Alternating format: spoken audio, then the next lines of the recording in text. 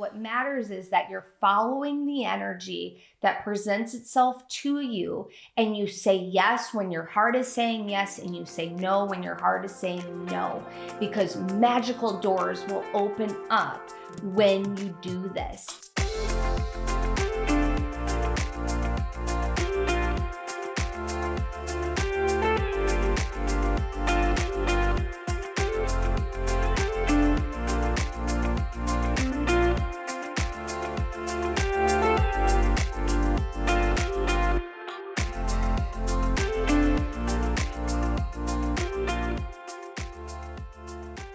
Welcome everyone to today's episode. I am so excited you are here. I want you to take a moment and think about when you started your spiritual journey. Did you just start it? Did you start it maybe a decade ago or maybe longer? Does not matter when you started your journey whatsoever. What matters is that you're on the journey, and you're not meant to compare your journey of when you started or what you've done so far. What is important is that you recognize that it's a journey, and that's crucial. I have so many students that come to me, and it happens both ways. I get the beginner students that are like, but I'm just starting. How am I ever going to be able to catch up? And I'm like, you don't have to catch up. It's about you being on your journey and allowing yourself to be guided by spirit and following the energy that spirit is offering you. And when we follow the energy of spirit, the universe, creation, whatever sacred title you give that being, you fold time. And spiritual tools in your toolbox folds time. For me, that's the Akashic Records, light language, crystals, all of those things, journaling, meditation, all of those tools fold time. It doesn't matter if you just started or if you've been on your journey for a long time. And then there's the opposite. This is what happens for some people that have been on their journey a long time. Oh, I've already done that. I know that. I've studied that. Did it work for you? Because if it did, you'd have a different relationship with it. If it didn't, why are you exploring it again? There's a reason why you're exploring it. The thing about spirituality, again, doesn't matter how long you've been on your journey, is that we stay curious. There are practical applications to any spiritual tool that you have in your toolbox for any age and any place you are on your journey. So let me say that slightly different. I took a meditation course from my very first teacher. She's no longer here. And I took that course in 2012. A couple years ago, I was guided to revisit that course, not because I already knew the answers. It was because I wanted to perceive the information from a different place on my journey. We are meant to restudy materials because our perception and our life experience from that point in time to this point in time has a lot of experience, and we get to see through a different lens. I call this the lens of love.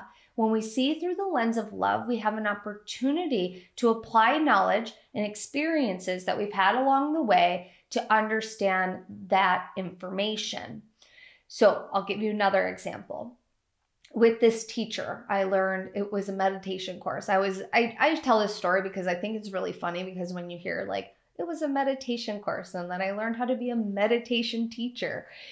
Well, in this course, I learned how to do exorcism and chakra balancing and hands-on healing and mediumship. I learned a lot of stuff. It was much more than just a meditation teacher course. And if you're listening to this, I'm putting that in quotations. And the reason why I'm sharing the story is because part of that experience that I had was hands-on healing. And that part scared me to death, because I was being told, okay, just go and put your hands on someone. And there was much more information than that to it, but I was really scared. And so part of our journey in our awakening, in our spirituality, in our soul's evolution is to find workarounds. And for me, that was a really scary part. And so, spirit, I just left it to spirit. And I was like, I'm scared to do this. Find another way for me to do that. That's easier, that makes me feel comfortable doing it.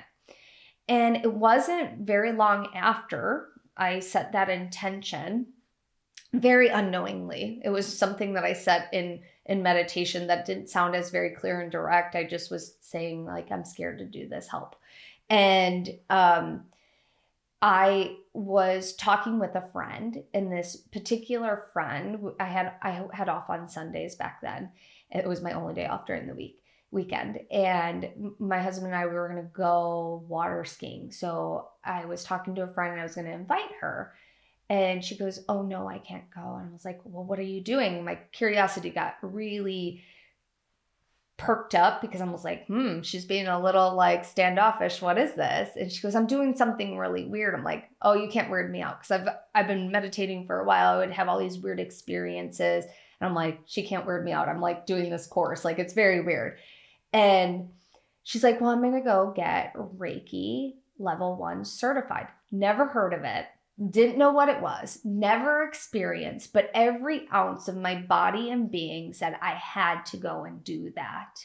And I didn't care if it was going to upset my husband at the time, that I was going to break our plans, because my heart was guiding me to this thing. And if you don't know what Reiki is, it's hands-on healings.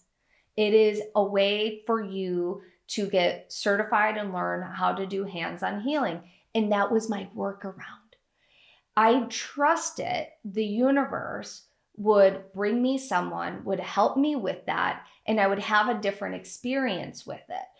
And the reason why I'm sharing this today is because there's so many people out there that are attracted to things that, one, the modality or the practice or whatever they're attracted to, there's parts that scare them.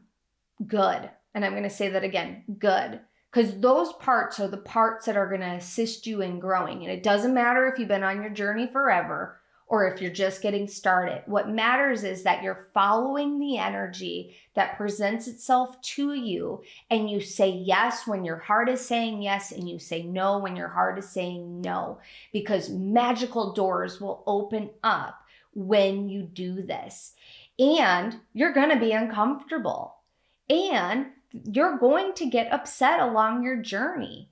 Just because it's spirituality doesn't mean it's all butterflies and rainbows. And I know that sometimes that is painted on social media, that like, oh, you have this like spiritual practice and it's so beautiful. Yes, there's parts that are really beautiful. And yes, there are parts that are really calm. And there are parts that are scary. There are parts that are gut-wrenching. The dark night of the soul is not for the faint of heart. You are tearing away, breaking down false identities, false illusions of your reality. And you get an opportunity to meet parts of yourself that have been so shoved down, hidden in a corner, that have been hiding because of the past. And the past shapes the reality. And so the dark night of the soul is a part of your experience. And you have more than one dark night of the soul. And I'm sharing this today because no matter where you're at on your journey, you have to remember that you are going to be met where you are at if you're willing to do that. And so if you're being guided to do something, do it with an open mind, an open heart. And even if it's information you've heard before, how can you allow that information to land through a beginner's perspective? Because when you do that, you'll hear things differently. And for me, I'm constantly revisiting old materials, old teachings, because I want to perceive them in a different way and I'm perceiving them as a beginner, but I'm also taking all of the knowledge and all of those experiences that I've had from that point until the present day. And that assists me in seeing the information in a more enriched and in-depth way as well. So if you are a beginner, I want to encourage you to find communities that assist you in flourishing in your spirituality. And if you are guided to take a modality or to practice a practice and your heart is saying yes, trust that. I know for me, when I was guided to find my first teacher, oh my Lord, I was so happy I did that.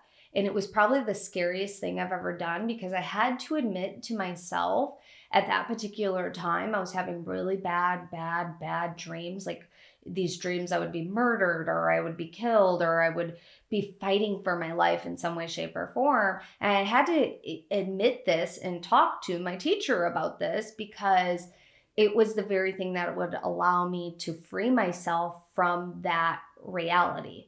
And I wanted help. And that part is really scary. And it doesn't matter, again, if you've been on the journey for a while or you're just getting started, the desire for help is there. The desire for help is always there. It depends on what category of your life and how much assistance you need. But the moment you actually admit to yourself along the journey that you require help for this, things magically start to break open.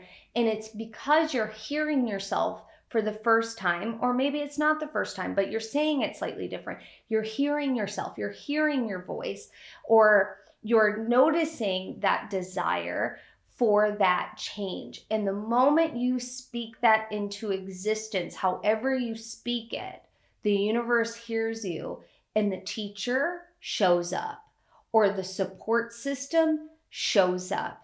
But you have to be willing to accept the support.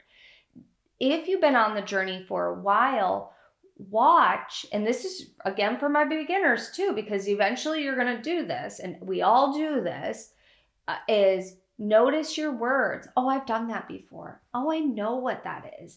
I know exactly what that works, how that works. Do you? Are you giving yourself permission to be a curious student so you can take the knowledge deeper? And that's the part I really want you to understand. It's taking the knowledge deeper so that you can integrate that knowledge in your life and have a more profound experience with it, or a profound experience for the first time.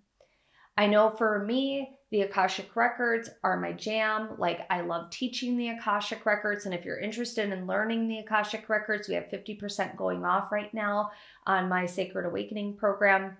You can go to sacredawakening.org, sacredawakening.org, and you can sign up. You'll learn how to open the records for yourself and others. You can get certified or not get certified, tons of bonuses as well.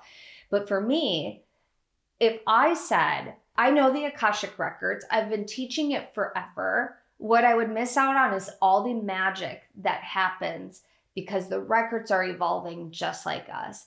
And I would be doing my students a disservice if I just assume I knew everything about the Akashic Records, because I don't. Like, I know a lot, but the cool part is like every single time I teach Sacred Awakening, I learn something new. And it's not just one thing I learn. I learn many new things about the Akashic Records because they evolve just like us. And the key is you have to want to continue to evolve, otherwise you won't. So, all right, my friends, I hope you enjoyed today's episode. Please make sure you like and subscribe and share this with a friend. I'll see you soon. Bye.